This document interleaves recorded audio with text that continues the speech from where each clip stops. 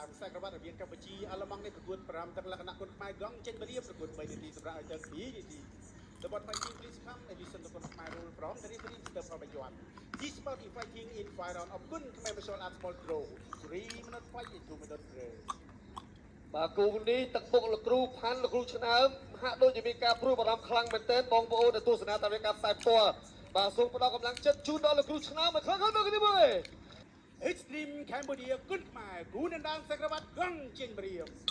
ទឹកទី1 round 1 ផ្ដាល់ស្ទយការកលាករអាល្លឺម៉ង់ពេញអតិទេបាទទាត់ជើងស្រាប់ផ្ដាល់ចូលស្ទយការបដងក្តាប់ឆ្វេងទៅមួយប្រងក្តាប់ជាយ៉ាងណាចូលវាអតិទេទៅទីរយចូល1 2 1អេអត់ទៅស្រួលទេ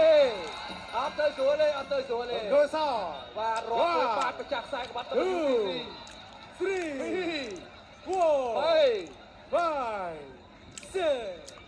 8 bập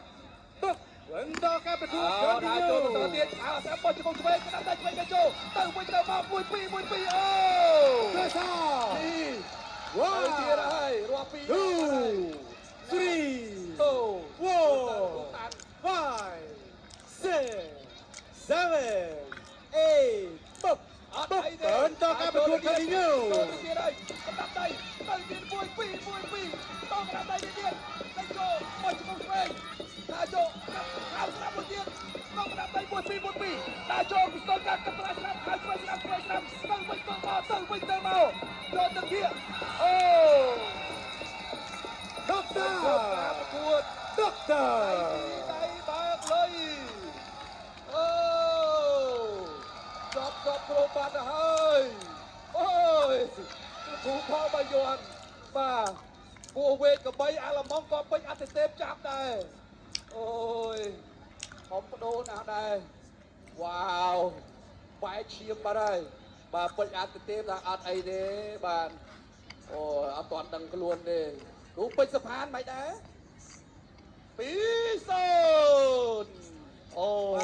បងប្អូនបដូរបដាប់ដៃអ្នកអង្គញាលើកមេដៃឲ្យបាទអ្នកអង្គញាលៀងមេលោកលើកមេដៃឲ្យពេញអតិទេពបងប្អូនអបអរសាទរខាងលោកគ្រូមួយ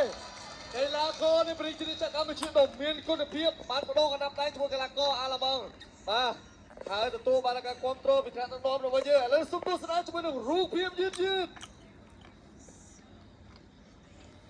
បាទឥឡូវយើងមកទស្សនារូបភាពយឺតនេះបដូរគ្នាបាទមកដៃឆ្វេងកន្លែងនេះត្រេតបាទកន្លែងនេះរៀងត្រេតលូកកន្លែងឆ្វេងទៀតពីស្ទេពខៅមកដៃស្ដាំអាចស្ទេពដល់ចូលអាចទៅដល់ចូលកន្លែងនេះអត់អីមកដៃស្ដាំកន្លែងនេះថ្បោលទៅតែម្ដងឥឡូវសួរម្ចាស់ខ្លួនដាក់ដាច់ភ្លើងដែរណាបងប្អូនឥឡូវមកនេះបងសួរមួយមិនហ្នឹងឲ្យដាច់ភ្លើងដែរ ធម្មតាទេកីឡាករបើគ្នាទៅវិញទៅមកតែមានទៅរៀបខ្លួនអញ្ចឹងមិញចូលទៅខ្ញុំចូលទៅគាត់តែខ្ញុំរៀងភៀងមកថាដែរតែអត់អីទេខ្ញុំប្រមូលស្មារតីវិញ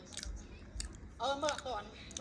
ដាច់ភ្លើងមកភាំងដែរ ឃើញបាក់ព្រៀងមកឃើញគាត់នៅមុខវាយទៀតយកមក អូអញ្ចឹង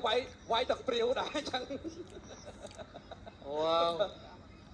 បាទអរចាមែនទេឥឡូវនេះសូមឲ្យគណៈវិនិច្ឆ័យប្រកាសលទ្ធផលជាផ្លូវការ តាមរយៈផ្ដួលដៃគូឲ្យលោកកញ្ញាកដាលបញ្ឈប់នៅក្នុងទឹកទី1ជាជំនះបានទៅលើបង្គោលក្រហមបឺតអាទិទេ